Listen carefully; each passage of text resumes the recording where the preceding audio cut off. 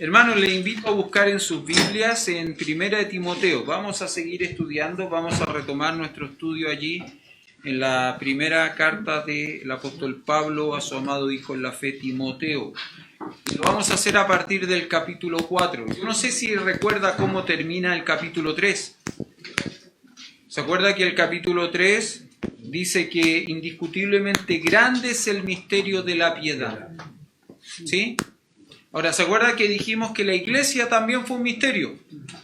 Un misterio oculto, ¿no es cierto?, a los profetas, pero que sin embargo se revela en el Nuevo Testamento, particularmente por las enseñanzas mayoritariamente las enseñanzas del apóstol Pablo. Gracias. No es el único, pero mayoritariamente el apóstol Pablo es quien más enseña acerca de la iglesia y revela este misterio. Lógicamente es el Espíritu Santo, ¿no?, por el lápiz, por la pluma del apóstol Pablo, quien revela este misterio.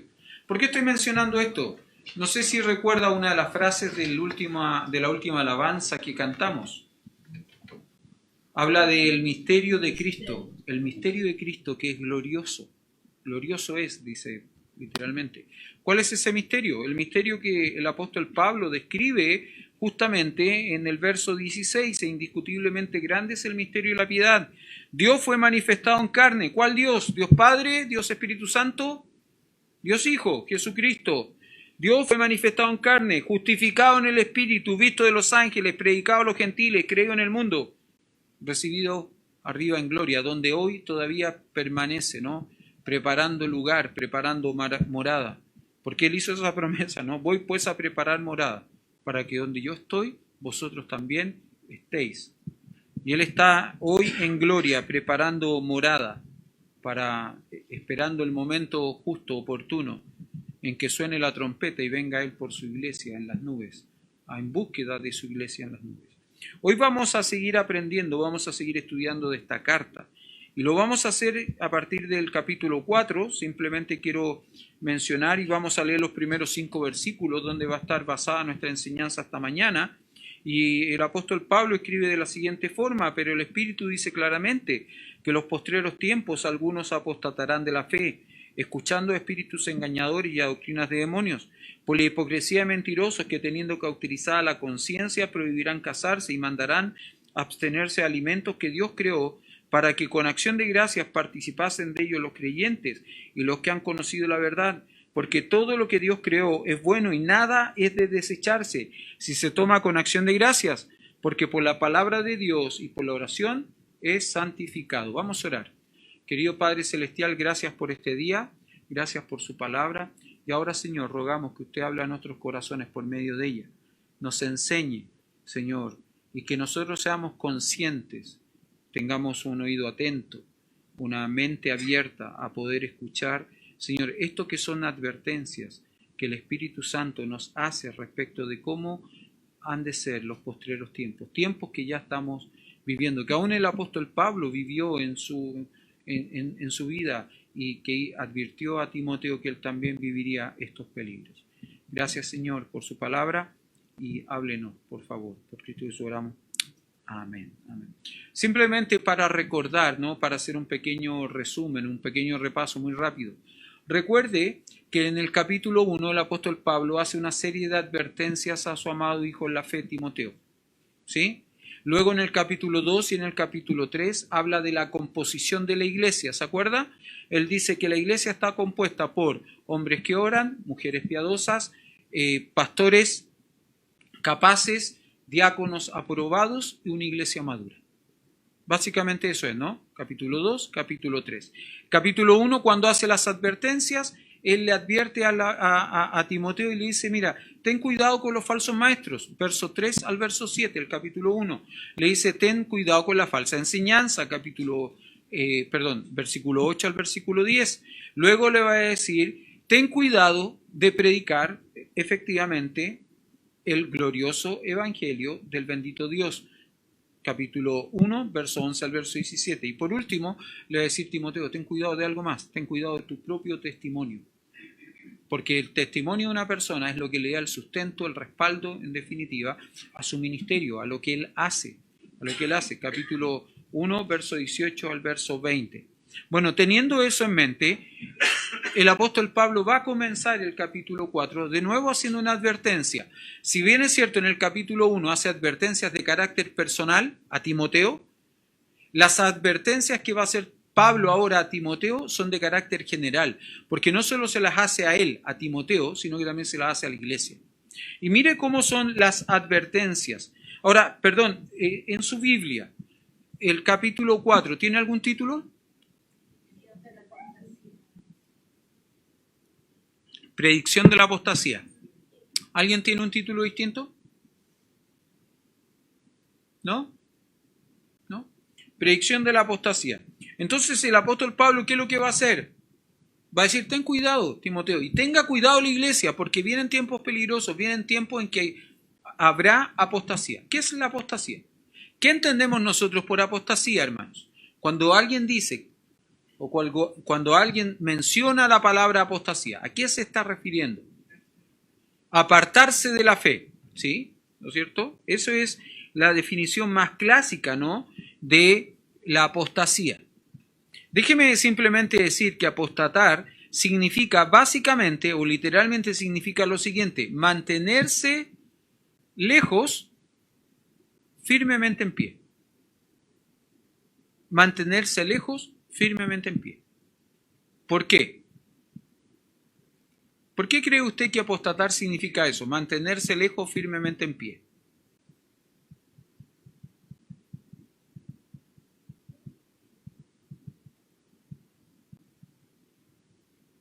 ¿Se le ocurre algo?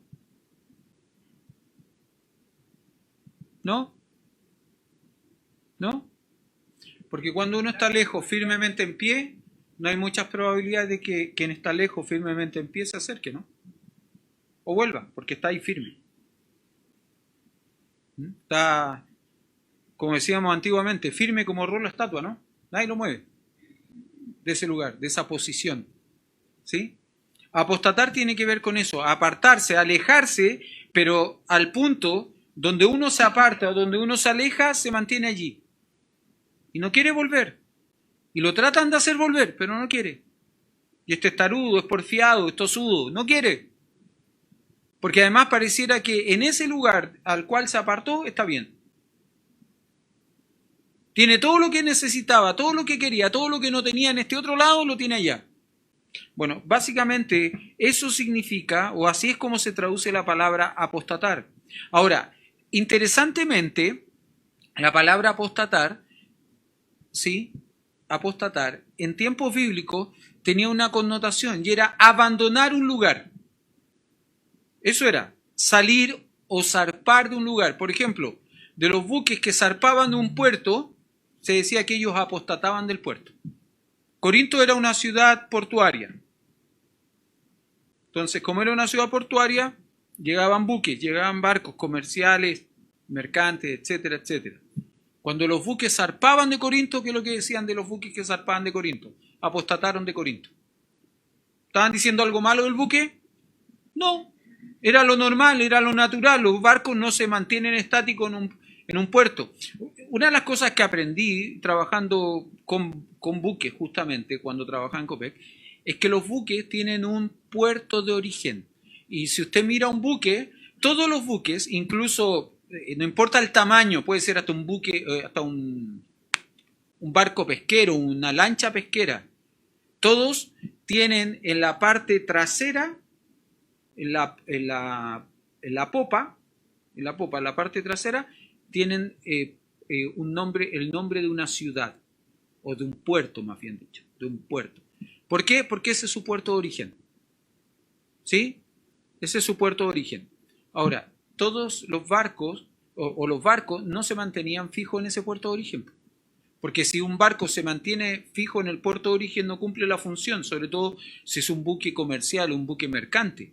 Los buques mercantes necesitan recorrer distintos puertos para llevar la mercadería de los lugares que ellos están trasladando. ¿Sí? Bueno, cuando un buque zarpaba de un puerto, por ejemplo de Corinto, zarpaba de un puerto, por ejemplo Corinto, se decía, bueno, este barco apostató de Corinto. Y no se estaba diciendo nada malo con ello. Simplemente se estaba diciendo zarpó, salió del lugar. Bueno, esa expresión o esa palabra adquirió una connotación no positiva, sino que una connotación negativa con el tiempo. ¿Por qué? Porque, lógicamente, cuando nosotros pensamos en la apostasía dentro de la iglesia, ¿qué es lo que estamos pensando? Que hay gente que salió de un lugar, salió de la iglesia, se apartó de la iglesia, usando términos marítimos, zarpó de la iglesia, ¿no es cierto?, para ir al mundo. ¿Se acuerda de Demas? ¿Sí? Nadie está conmigo, dice el apóstol Pablo, según de Timoteo. Nadie está conmigo. En mi primera defensa, ninguno estuvo conmigo. Demas me abandonó amando más al mundo. ¿Sí? Él apostató de la fe, se fue al mundo, zarpó, salió del lado de Pablo. ¿Por qué? Porque amó más al mundo. Al mundo. Ahora, ¿siempre la apostasía tiene una connotación negativa? Mire conmigo, por favor, un pasaje, un texto que es interesante. Segunda de Tesalonicenses, capítulo 2.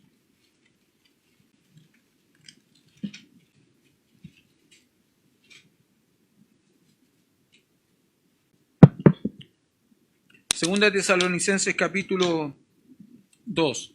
Verso 1 en adelante. Pero con respecto a la venida de nuestro Señor Jesucristo y nuestra reunión con Él, os rogamos, hermanos, que no os dejéis mover fácilmente de vuestro modo de pensar, ni os conturbéis ni por espíritu, ni por palabra, ni por carta, como si fuera nuestra, en el sentido de que el día del Señor está cerca. Hermanos, déjeme hacer una pequeña distinción en este punto. Acá hay dos expresiones similares, pero que significan algo muy distinto una de otra. La primera está en el verso 1, pero con respecto a la venida de nuestro Señor Jesucristo. Esa es una expresión.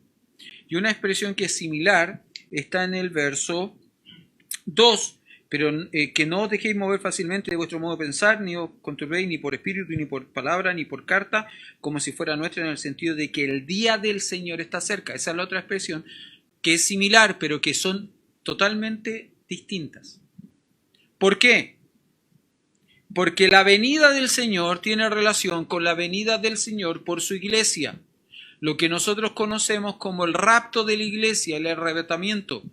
Lo que se encuentra bien descrito en 1 Corintios capítulo 15, desde el verso 50 en adelante. O en 1 de Tesalonicenses capítulo 4, desde el verso 13 al verso 18. Esa es la venida del Señor. Es lo que tiene que ver con la promesa de Cristo en Juan capítulo 14, verso 1 al verso 3. Cuando Él dice, voy pues a preparar morada para que donde yo esté, vosotros también estéis. Si me fuere y volveré por vosotros, ¿no? Para llevarnos con Él, ¿sí? Tiene que ver con eso, con la segunda venida de Cristo, es lo que menciona en el verso 1. Pero al final, en el verso 2, cuando dice que el día del Señor está cerca, no está hablando del día en que vamos a ir al encuentro de nuestro Salvador en las nubes, sino que el día del Señor tiene relación con un día de juicio. Siempre que se habla del día del Señor, el día de Cristo, el día de la ira, siempre son días de juicio. El día de Jehová, siempre son días de juicio. Y esto, el día del Señor, tiene que ver no con el rapto de la iglesia, sino que tiene que ver con lo que viene después, que es el periodo de juicio sobre la tierra, que conocemos como el periodo de la tribulación y la gran tribulación. ¿Se entiende? ¿Sí? Por eso le digo, son dos términos similares, pero que son diametralmente opuestos en su significado. Sigo avanzando. Verso 3. Nadie os engañe en ninguna manera, porque no vendrá. ¿Qué cosa?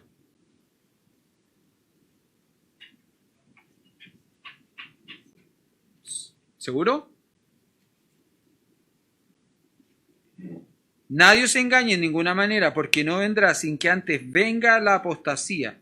Pero no vendrá ¿qué cosa? ¿La venida del Señor? ¿O el día de juicio? En el contexto, no vendrá el día de juicio, el día del Señor, no la venida del Señor. El día del Señor, sin que antes venga la apostasía y se manifieste el hombre pecado. Recuerde que la manifestación del hombre pecado es anterior a la tribulación. ¿Sí? Porque la tribulación no va a empezar antes de que el anticristo se manifieste. Porque el anticristo tiene que hacer una serie de cosas antes. Tiene que lograr una serie de tratados, de acuerdos, para que la tribulación comience. ¿Sí? Sigo leyendo. Nadie se engañe en ninguna manera, porque no vendrá, ¿qué cosa? El día del Señor, sin que antes venga la apostasía y se manifieste el hombre de pecado y el hijo de perdición. Ahora la pregunta que hay que hacerse es, ¿qué apostasía? Sí, me parece bien. ¿Qué apostasía, hermano? Nadie se engañe en ninguna manera, porque no vendrá sin que antes venga la apostasía. ¿Cuál apostasía? ¿Se acuerda el significado de apostasía en tiempos bíblicos?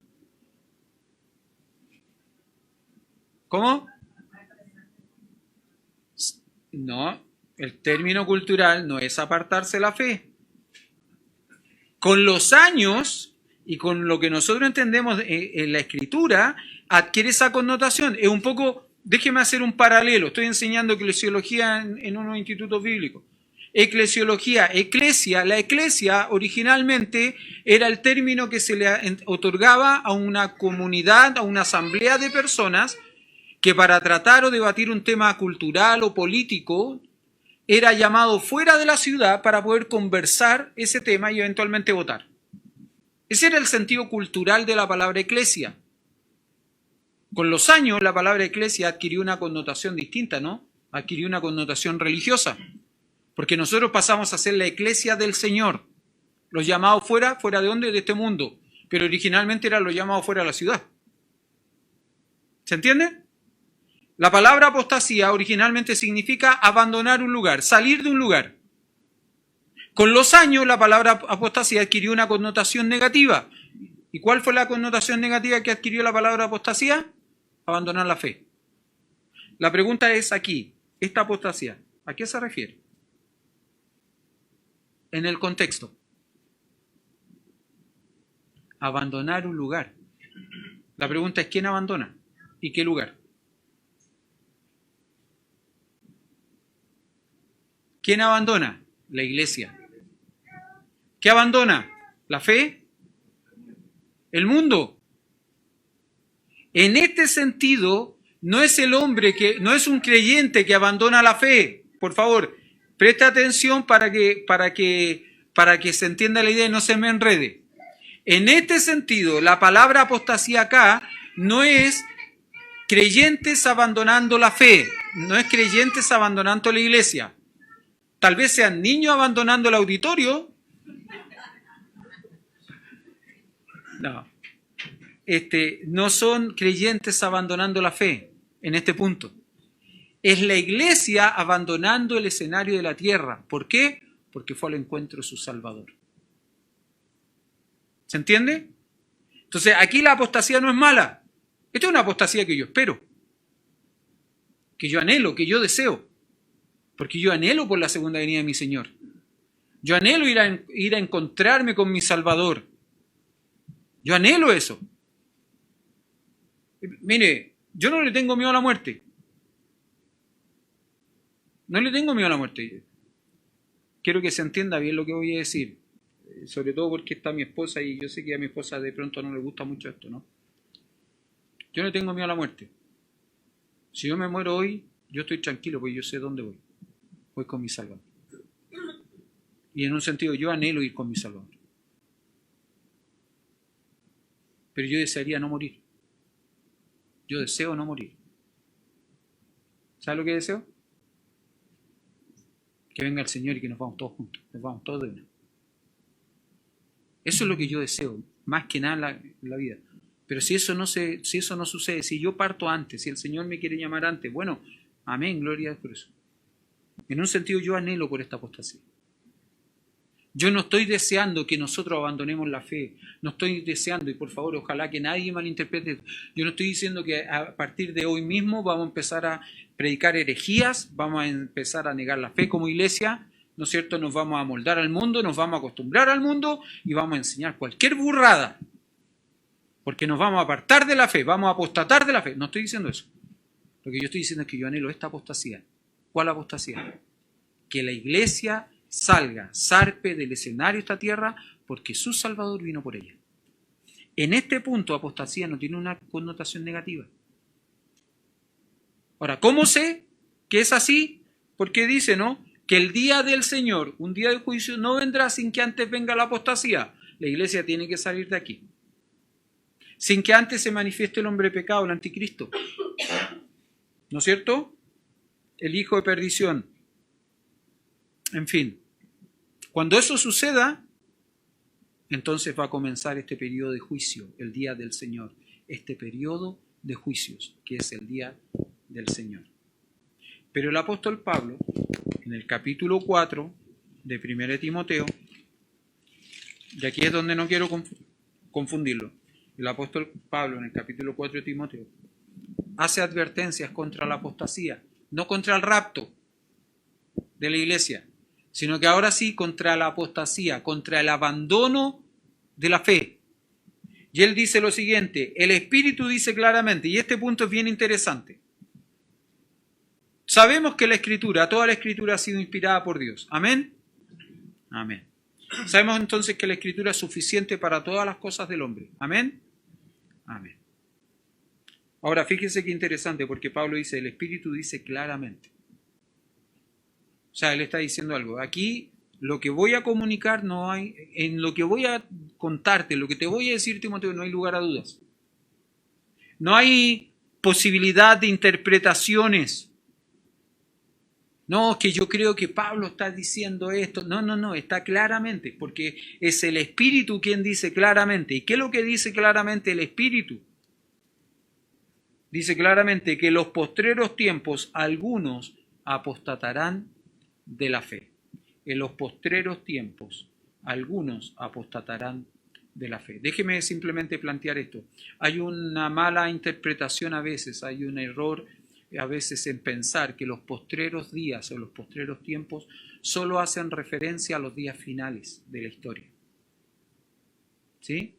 Entonces, no, hermano, nosotros estamos viviendo los postreros tiempos porque son los días finales de la historia. Porque hay grandes pestes, hay grandes terremotos, hay grandes guerras, hay grandes desastres. Hermano, siempre ha habido eso. Siempre ha habido eso. Una vez tuve que hacer un trabajo para una enseñanza que me invitaron a predicar a los hombres de la iglesia de Cuatro Álamos. ¿Cuántas guerras han habido desde que Cristo murió en la cruz, fue sepultado, resucitó hasta nuestros días? ¿Cuántas guerras han habido? Y me sorprendí, más de 2.500 guerras han habido en todo ese periodo de tiempo. Más de 2.500 guerras. Guerras siempre han habido. Terremotos siempre han habido. Desastres naturales siempre han habido. Enfermedades siempre han habido. Ahora, ¿qué me hace pensar que hoy sí estamos viviendo los últimos días? Que estamos viviendo días como los de Noé, donde la inmoralidad, particularmente la inmoralidad de carácter sexual, porque la inmoralidad no solo tiene que ver con la sexualidad, la inmoralidad tiene que ver con todo, pero particularmente la inmoralidad sexual en nuestros días ha avanzado mucho.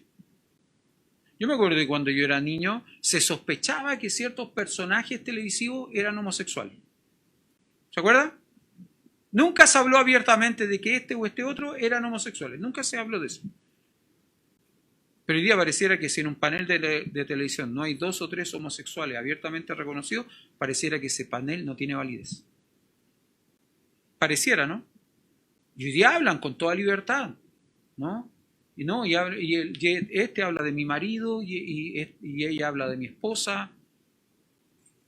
Creo que si hay un indicador de que efectivamente probablemente estamos viviendo los últimos tiempos, tiene que ver con esto, que estamos viviendo los días como los días de Noé, de mucho libertinaje, de mucha inmoralidad. Bueno, no es el tema de la predicación de hoy. Simplemente quiero decir esto, ¿no? Los postreros tiempos, cuando el apóstol Pablo le dice a Timoteo, pero el Espíritu dice claramente que los postreros tiempos, algunos apostatarán de la fe. Pablo está hablando incluso de sus propios días. Porque los postreros tiempos dicen relación con los días posteriores a la crucifixión, sepultura y resurrección de Cristo, a la ascensión de Cristo. Cuando Cristo asciende al cielo, Hechos capítulo 1, comienzan los postreros días. Pablo vivió los postreros días. Timoteo vivió los postreros días. Y por eso que Pablo le hace esta advertencia. Esta advertencia es para Timoteo y para la iglesia. No es para nosotros que vivimos los últimos días. Es para Timoteo y la iglesia en Éfeso. En los postreros tiempos, días que tú vivirás y que estás viviendo y que yo he vivido, dice el Espíritu claramente que algunos, ¿qué cosa? Apostatarán de la fe. Vale decir, habrá hombres que abandonarán la fe. Hombres que abandonarán la fe. Y esto hace que estos días postreros sean peligrosos. ¿Se acuerda? 2 Timoteo capítulo 3, verso 1. También debes saber esto, que los postreros días vendrán tiempos peligrosos. Vendrán tiempos peligrosos, porque habrá hombres amadores de sí mismos, avaros, vanagloriosos, soberbios, blasfemos, desobedientes a los padres, ingratos, impíos, sin afecto natural, implacables, calumniadores, intemperantes, crueles, aborrecedores de lo bueno, traidores, impetuosos, infatuados, amadores de los deleites, más que de Dios, que tendrán apariencia de piedad, pero negarán la eficacia de ella. A estos evita. En los postreros tiempos vendrán días peligrosos, tiempos peligrosos. Y fíjese que me llama la atención esto, ¿no? Fíjese cómo comienza la descripción de estos hombres. ¿Qué es lo que dice de estos hombres? ¿Qué es lo que serán? Amadores de sí mismos. ¿Cuál es el primer y más grande mandamiento? Amarás al Señor tu Dios con todo tu corazón, con toda tu mente, con todo tu cuerpo. ¿Sí? Y el segundo no es muy distinto, ¿no? ¿Cómo es el segundo? Amarás a tu prójimo como a ti mismo. Sin embargo, ¿por qué en los postreros días vendrán tiempos peligrosos? Porque los hombres dejarán de amar a Dios, dejarán de amar al prójimo, ¿para qué? Para amarse a sí mismos. ¿Por qué? Porque estos hombres, ¿qué es lo que harán? Abandonarán la fe verdadera. Interesante, ¿no? Ahora, dígame si no vivimos días donde los hombres se aman a sí mismos. Dígame si no estamos viviendo este tiempo. Claro que lo estamos viviendo este tiempo, pero no lo estamos viviendo nosotros nomás. Pablo, Timoteo, primer siglo, también lo vivieron. Y todos los siglos que vinieron después, también lo vivieron. Luego, fíjese cómo dice el texto, pero el Espíritu dice claramente que en los postreros tiempos algunos apostatarán de la fe, escuchando a espíritus engañadores y a doctrinas de demonios. Estos hombres que apostatarán, hombre genérico, hombre o mujer, ¿ya? Estos hombres que apostatarán de la fe, ¿qué es lo que hacen? Le prestan atención, ¿no es cierto? Prestan su oído a cosas indebidas, a cosas que no deben oír, que no deben escuchar. Y el apóstol Pablo llama a estas cosas espíritus engañadores y doctrinas de demonios. Y aquí uno dice, Pablo, te pusiste pentecostal. Claro, porque nosotros muchas veces perdemos de vista esto, ¿no? Y creemos que si alguien habla de espíritus, si alguien habla de demonios, es un pentecostal. Y olvidamos textos tan claves como Efesios capítulo 6, donde se nos dice que tenemos lucha no contra sangre y carne, sino contra huestes espirituales de maldad, contra principados, contra potestades, contra huestes espirituales de maldad. Hermano, vivimos eso. Eso es una realidad. Esa es una realidad. Ahora, déjeme simplemente mencionar esto, ¿no? Y quizás aterrizar un poco para no alegorizar tampoco la enseñanza, pero simplemente déjeme decirle esto. Hace algún tiempo atrás yo le decía a usted, cualquier doctrina, cualquier enseñanza que te haga dudar del carácter de Dios, de la bondad de Dios, de la santidad de Dios, de la justicia de Dios, de la soberanía de Dios, de la sabiduría de Dios, es una mala doctrina. Cualquier doctrina, cualquier enseñanza, cualquier pensamiento que te haga dudar de la fiabilidad de la palabra de Dios, de si es confiable o no es confiable, de si es suficiente o no es suficiente, no es una buena doctrina, no es una buena enseñanza. Esta semana en la facultad de hermano Mauricio nos mandó un mensaje interno. No le cuenten, ¿ah? Cuidado. Nos preguntó lo siguiente, ¿no? Se nos cayó un profesor para el próximo semestre. Necesitamos un profesor para consejería bíblica. ¿Tienen algún dato? Pero él nos hizo hincapié en esto. Tiene que ser confrontación noutética. No confrontación. Consejería noutética, no consejería integrada. Y a lo mejor ustedes miran y dicen, ¿qué es eso? ¿No es cierto? ¿Con qué se come? ¿Sí? Entonces yo le dije, mira, mi coordinador favorito se graduó esta semana, recibió no sé qué cuestión, estaba luciéndolo ayer en Facebook, ¿no es cierto? Se estaba cachiporreando. No. Y creo que él estudió consejería. Después supe que el título era por otra cosa, pero sí había estudiado consejería. Entonces ya se pusieron en contacto. Ahora, ¿cuál es la diferencia entre consejería noutética y la consejería integrada? Bueno, que la noutética se basa en la palabra de Dios y entiende que la palabra de Dios es suficiente para tratar todos y cada uno de los problemas del hombre. Mientras que la integrada, ¿qué es lo que hace? Integrar la psicología humana con la palabra de Dios. ¿Sabe cuál es el peligro de eso, no? Que muchos consejeros integrados que supuestamente integran la psicología humana con la palabra de Dios terminan dándole mayor validez a la psicología humana que a la palabra de Dios. Entonces terminan diciéndole al hombre, no, sí, lo tuyo no es un pecado, es una consecuencia del constructo social que te rodeó en la vida y cómo tu familia te trató y al final el muchacho, la señorita, el hombre, la mujer, no es un pecador y no tiene que enfrentar, ¿no es cierto?, las consecuencias de su pecado, no tiene que arrepentirse y cambiar por su pecado. No. Simplemente tiene que sentirse conmovido porque la sociedad, su familia, su entorno lo crió así, lo formó así. Pobrecito, como cantaba Florcita Motúa, ¿no? Pobrecito mortal. ¿Sí? Perdone que lo plantee así, ¿no? Perdone que lo plantee de esta manera. Yo es que no quiero ser tampoco tan agrio, no quiero.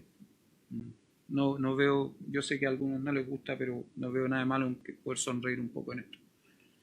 Pero, ¿por qué estoy hablando de esto? Porque estos hombres que apostatan de la fe han escuchado doctrinas de demonios. Porque estos hombres lamentablemente han seguido a espíritus engañadores que le han hablado al oído cositas bonitas, cosas agradables. Porque es mucho más agradable decirle, tú no eres culpable, no es tu culpa, es tu familia, es tu sociedad, es cómo te educaron, cómo te criaron, no es tu culpa. No, tú no eres un pecador, tú eres una víctima. Tú eres una víctima. Hermanos, no somos víctimas. Nosotros somos el resultado de nuestras decisiones. Lo que vivimos es la consecuencia de nuestros actos. Y mientras no confrontemos esa situación, mientras no nos enfrentemos a esa situación, no van a haber cambios significativos en nuestra vida. Lamentablemente. Fíjese que interesantemente el apóstol Juan en 1 Juan capítulo 4 dice lo siguiente, hablando de estos espíritus engañadores, hablando de estas doctrinas de demonios, dice, amado, 1 Juan capítulo 4 verso 1, no creáis a todo espíritu, sino probad los espíritus si son de Dios, porque muchos falsos profetas han salido por el mundo. En esto conoced el Espíritu de Dios. En esto conoced el Espíritu de Dios. Todo espíritu que confiesa que Jesucristo ha venido en carne es de Dios. Y todo espíritu que no confiesa que Jesucristo ha venido en carne no es de Dios. Y uno dirá, pero ¿qué está hablando? Sí, es que hermano, ¿sabe lo que pasa? Es que el apóstol Juan en 1 Juan está tratando un tema. Está enfrentando un pensamiento doctrinal que nosotros conocemos como gnosticismo. Pero no es el gnosticismo propiamente tal, porque el gnosticismo no se desarrolla sino hasta el primer siglo. En este punto es un pensamiento que viene del siglo I antes de Cristo. Un filósofo griego llamado Platón planteó de que la materia no era buena, era mala. Entonces, en el primer siglo de la Iglesia hay un grupo de estudiantes, de filósofos, que adopta este pensamiento y desarrolla este pensamiento, y ellos se llaman neoplatonistas. Y los neoplatonistas derivan en lo que conocemos como gnosticistas. Como gnosticistas. ¿Sí? Ahora, Juan está enfrentando eso. Porque los neoplatonistas decían lo siguiente: no, pues si Cristo es Dios, no puede haber venido en carne, porque la materia es mala. Y lo espiritual, lo santo, lo sagrado no puede tener relación con la materia, entonces no puede haber venido como un hombre, como en carne. No puede. No, ¿qué es lo que dice Juan? Prueben los espíritus. Todo espíritu. Si los espíritus son de Dios, ¿no es cierto? Probad los espíritus si son de Dios, porque muchos falsos profetas han salido por el mundo. Se había popularizado este pensamiento. Casi toda la iglesia está enfrentando este pensamiento. Timoteo en Éfeso tiene que enfrentar este pensamiento. Y Juan dice, ¿no? ¿Cómo vamos a conocer si el espíritu es de Dios o no es de Dios? Bueno, todo espíritu que dice que Jesucristo vino en carne es de Dios. Y si dice que no vino en carne, no es de Dios. Hoy día podríamos decir, todo aquel que reconoce que Cristo es Dios, es de Dios. Y todo aquel que no reconoce que Cristo es Dios, no es de Dios. Todo aquel que reconoce que el Espíritu Santo es Dios, es de Dios. Y todo aquel que no reconoce que el Espíritu Santo es Dios, no es de Dios. Hay gente que dice que Cristo no es Dios. Es una creación de Dios. Y el Espíritu Santo no es Dios, es una emanación de Dios. Bueno, son sectas. Son doctrinas de demonios, son espíritus engañadores. ¿Sabe lo terrible de esto? Que personas que piensan así de pronto son utilizados, son tomados. Yo me acuerdo hace algunos años atrás, una persona publicó videos de un pastor en las redes sociales de nuestra iglesia. Y yo privadamente le dije a la persona, ¿conoce al pastor?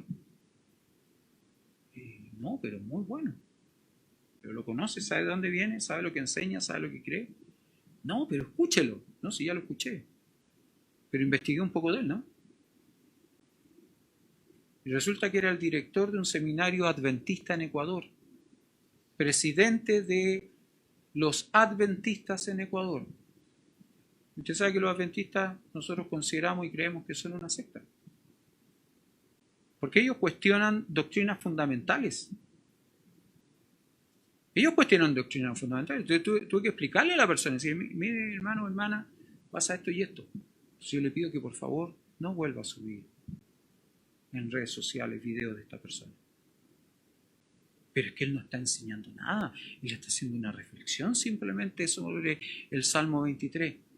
Hermano, en toda enseñanza hay doctrina. En toda enseñanza, aún en la más mínima reflexión, hay doctrina. No lo vuelvo a hacer. Cuidado. Yo me acuerdo de siendo niño llevaron a unos adventistas para hablar de escatología a la iglesia donde yo asistía. Buena. Ahora, ¿qué hacemos con la doctrina, con la escatología de los adventistas cuando ellos creen que el creyente que murió no está en la presencia del Señor, sino que está durmiendo un sueño? ¿Qué hacemos con la doctrina escatológica del adventista cuando ellos no creen en el infierno, sino que creen en la aniquilación total del alma? El hombre sin Cristo muere y se acabó. Hermano, sería re fácil eso, ¿no? Hasta sería bueno, en un sentido. Porque alguien sin Cristo se muere y se acabó, no hay más problema para él. Pues. Terminó todo. ¿Qué hacemos con esa falsa enseñanza cuando la Biblia nos habla claramente del cielo y del infierno? ¿Se da cuenta? Porque hay que tener cuidado. Cuidado con lo que oímos. Hermanos, las redes sociales son buenas. YouTube es bueno. Es bueno cuando se usa legítimamente, cuando se usa bien. Nosotros hoy día, perdón que lo planteé de esta manera, estamos transmitiendo nuestro culto, ¿no es cierto?, por Facebook. Y probablemente, si el Nicolás se acuerda, va a subir la predicación a YouTube. ¿No es cierto? Después me va a reclamar el título de la predicación, pero eso es otro cuento. Creemos que usamos legítimamente eso, ¿no? Pero cuidado, porque de pronto nos ponemos a escuchar a cualquier predicador que enseña cualquier cosa. Y después vamos cuestionando, ¿no? Después vamos cuestionando lo que otros enseñan, circunstancialmente me toca a mí enseñar acá, pero hay gente que llega cuestionando a su pastor en sus iglesias por lo que enseñó, por lo que dijo, por lo que no dijo. Lo llegan criticando, no, pero es que este pastor no cacha nada, no sabe nada. Este sí, porque este tiene título, tiene tantos seguidores, tiene tantos likes en coso. Usted entiende. Usted entiende. Hermano, recuerde, toda doctrina que cuestiona el carácter, la santidad de Dios, es una doctrina falsa, es una doctrina de demonio. Toda doctrina que pone en duda la fiabilidad de la palabra de Dios es una doctrina falsa. Una doctrina falsa. Yo le podría preguntar a usted, ¿no? Como pregunté una vez en un lugar, hermano, ¿qué está leyendo de la Biblia? De la Biblia. Una vez le pregunté eso a un grupo de jóvenes y unos jóvenes me dijeron, no, yo no leo la Biblia, pastor, porque la verdad que me aburre. Cuando alguien me responde eso, yo dudo un poco de su salvación, ¿no? Porque el Espíritu Santo nos enseñaría las palabras de Cristo y nos las recordaría. Las palabras de Cristo están en la Biblia, están en la palabra de Dios. Segunda vez un joven me dijo, no, que a mí me aburre leer la Biblia, pero estoy leyendo un libro del autor de moda. Sí, pero que él habla acerca de. La Biblia no te habla acerca de, la Biblia te habla de. Y ahí hay una gran diferencia. Allí hay una gran diferencia. Ahora, sigamos para avanzar. Todavía estoy pegado en el verso 1. Por la hipocresía de mentirosos que teniendo cauterizada la conciencia, la hipocresía de mentirosos. Esta es la clase de personas que utiliza Satanás para enseñar y para propagar falsas doctrinas. Hombres mentirosos e hipócritas.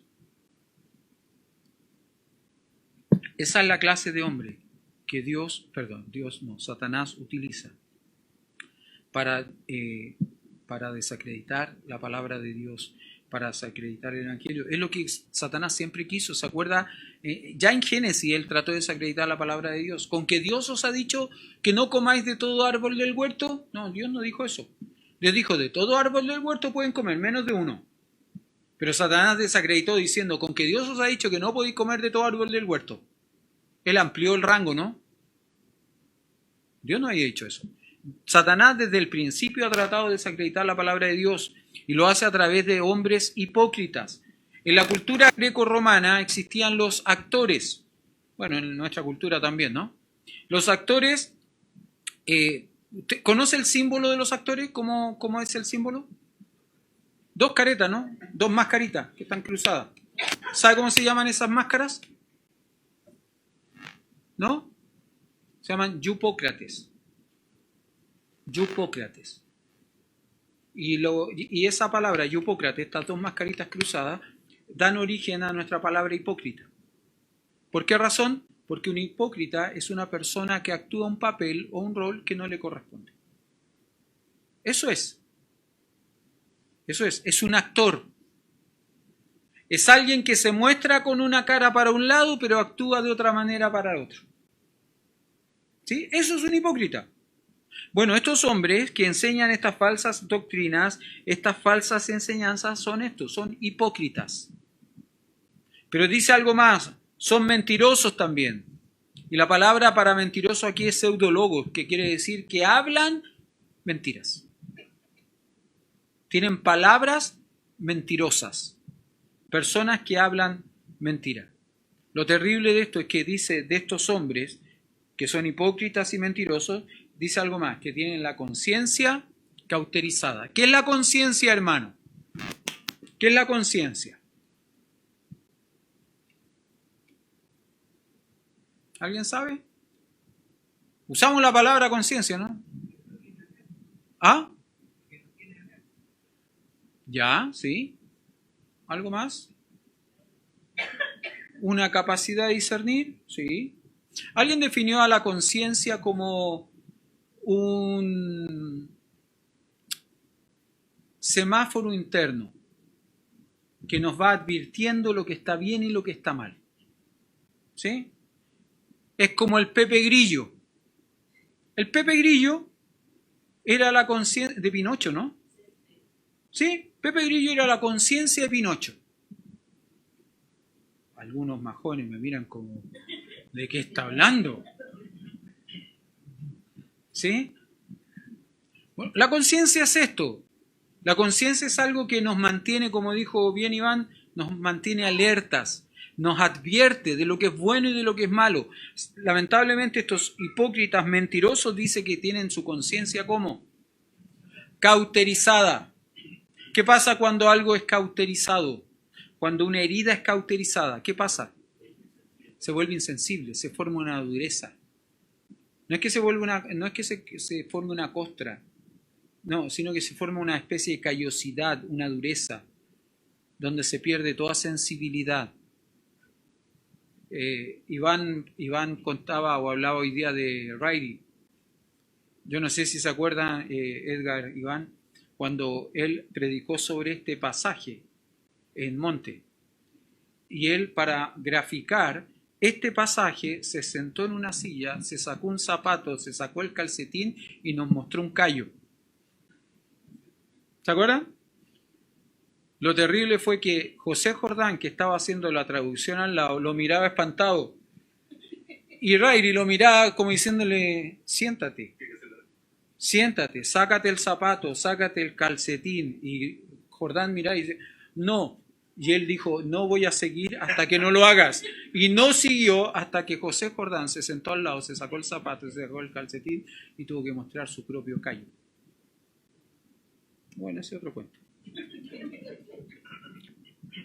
Para hablar de las callosidades, ¿no? Él estaba mostrando, no estaba graficando, y él nos decía que donde él tenía esas callosidades no tenía sensibilidad. La gente que es diabética sufre peligro porque pierde sensibilidad en ciertas extremidades. Y como pierde sensibilidad en ciertas extremidades, podría generarse una herida que si no se atiende en el momento, no se cuida en el momento, puede generar una gangrena y una posterior amputación. Estos hombres mentirosos, hipócritas, tienen la conciencia, este semáforo que advierte, ¿no es cierto?, lo tienen apagado. Son insensibles, son completamente insensibles. Ahora fíjese lo que hacen estos hombres. Voy a llegar solamente hasta el verso 3, no puedo, bueno, avancemos ahí. Fíjese lo que hacen estos hombres. ¿Qué es lo que hacen? Prohibirán casarse y mandarán abstenerse de alimentos que Dios creó para que con acción de gracia participasen de ellos los creyentes y los que han conocido la verdad. Hermano, voy a quedar hasta acá, no puedo seguir porque ya es tarde. Pero por favor, no pierda de vista esto, no pierda de vista esto. Cuando vuelva a leer este pasaje del 1 al 5, vuelva a leerlo, léalo varias veces, con este pensamiento en mente. Una de las cosas que está atacando el apóstol Pablo cuando habla de estos hombres que han apostatado de la fe, él está tratando, y en toda la carta, en el contexto de la carta, él está tratando un pensamiento que nosotros hoy día conocemos como pensamiento gnosticista o el gnosticismo. Cuando usted lea esto, recuerde eso y recuerde lo que los gnósticos pensaban, que todo lo material era malo. Lo espiritual era bueno, lo material era malo. Eso le va a ayudar a entender un poco. Próxima semana vamos a explicar por qué prohibían casarse y por qué mandaban a abstenerse de ciertos alimentos. Pero cuando usted lo lea, si lo lee con ese pensamiento en mente, probablemente va a ayudarle a avanzar en entender el por qué estos hombres prohibían estas cosas. Que uno diría, ¿qué sentido tiene? Bueno, tiene sentido. Lo vamos a ver la próxima semana. Pero como ya se ha hecho tarde, como me entregaron tarde el púlpito hoy día, entonces no es culpa de él, no es culpa de él, es culpa del director de alabanza, pero bueno. Vamos a orar y vamos a terminar.